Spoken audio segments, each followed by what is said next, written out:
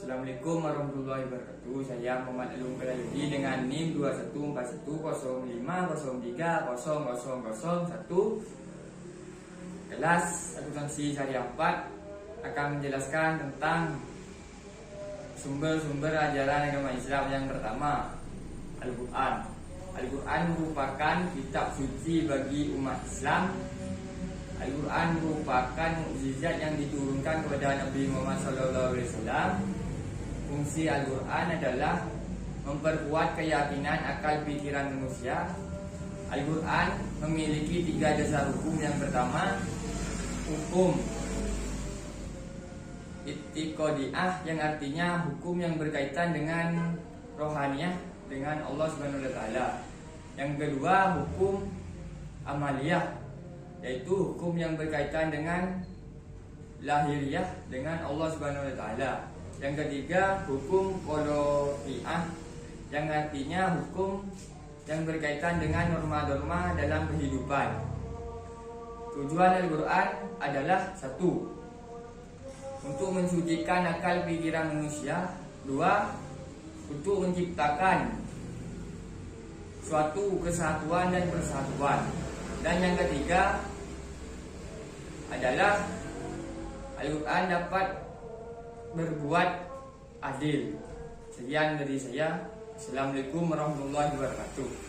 Assalamualaikum warahmatullahi wabarakatuh. Perkenalkan, nama saya Muhammad Afrizal Maulana dari kelas akuntansi syariah 4 dengan NIM 212105030084. Di sini saya akan menjelaskan tentang materi as-sunnah.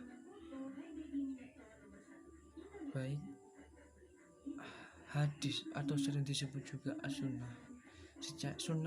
Sunnah secara bahasa itu adat istiadat atau kebiasaan.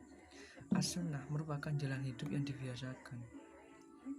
Kata as-sunnah sering dikaitkan dengan al-hadis, al-khabar, dan al-athar, di mana sebagian ulama penyebutan tersebut memiliki arti yang berbeda-beda, di mana as-sunnah adalah sesuatu yang dibiasakan oleh Nabi Muhammad SAW.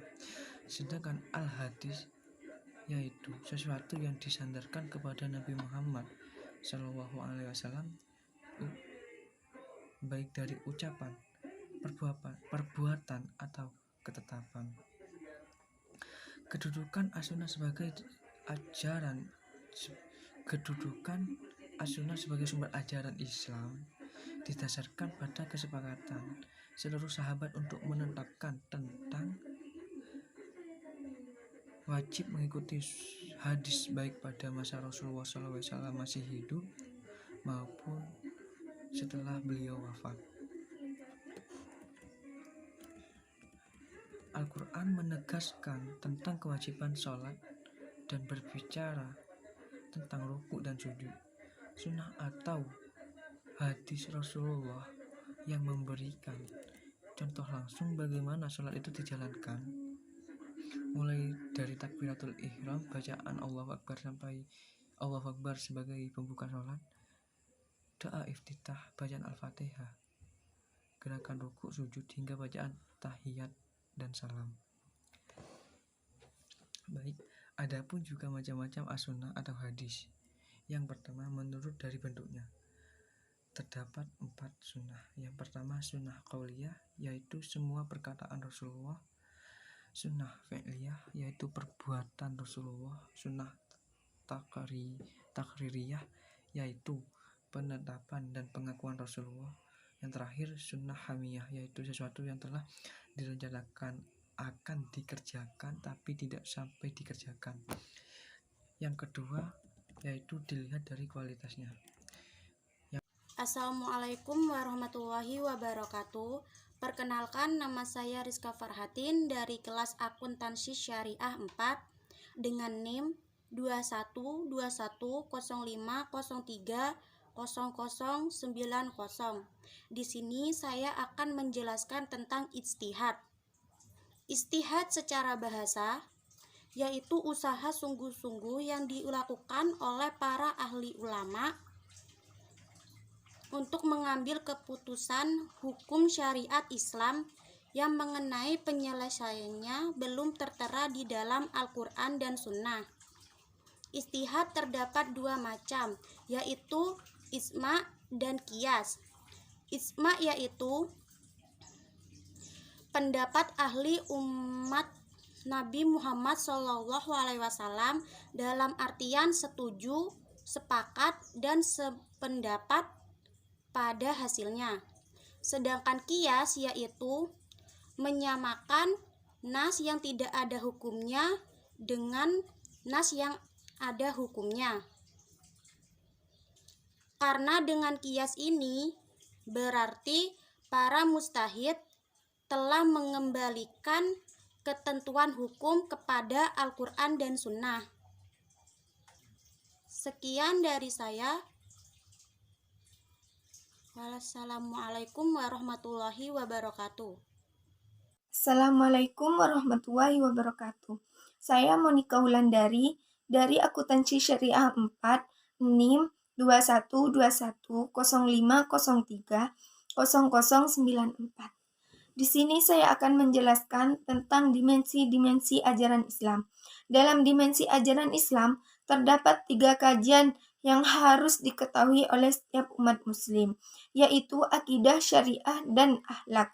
Pertama, akidah. Akidah merupakan suatu perkara yang harus dibenarkan oleh hati, karena akidah merupakan teori yang perlu diketahui terlebih dahulu sebelum yang lainnya. Akidah ini juga sudah diterima secara umum berdasarkan akal fikiran, wahyu, dan fitrah. Akidah memiliki 3 prinsip. Tidak boleh mencampur baurkan dengan keraguan, menenteramkan jiwa, dan menolak sesuatu yang bertentangan dengan kebenaran. Kedua, syariat. Syariah adalah suatu kajian hukum Islam yang di dalamnya terdapat norma-norma hukum yang sudah ditetapkan dan dihasilkan oleh proses tasyrik. Tasyrik sendiri didefinisikan sebagai sesuatu yang ditetapkan dengan norma-norma untuk menata kehidupan manusia, baik dalam hubungannya dengan Allah atau dengan umat manusia lainnya. Syariah juga diartikan sebagai segala sesuatu yang sudah disyariatkan oleh Allah untuk umatnya agar bahagia dan selamat dunia dan akhirat.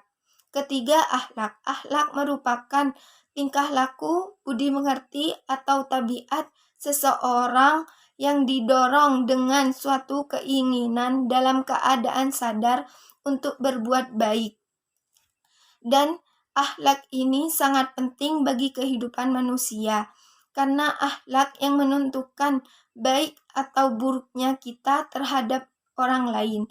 Itu yang dinilai orang lain terhadap diri kita sendiri. Sekian, terima kasih. Wassalamualaikum warahmatullahi wabarakatuh.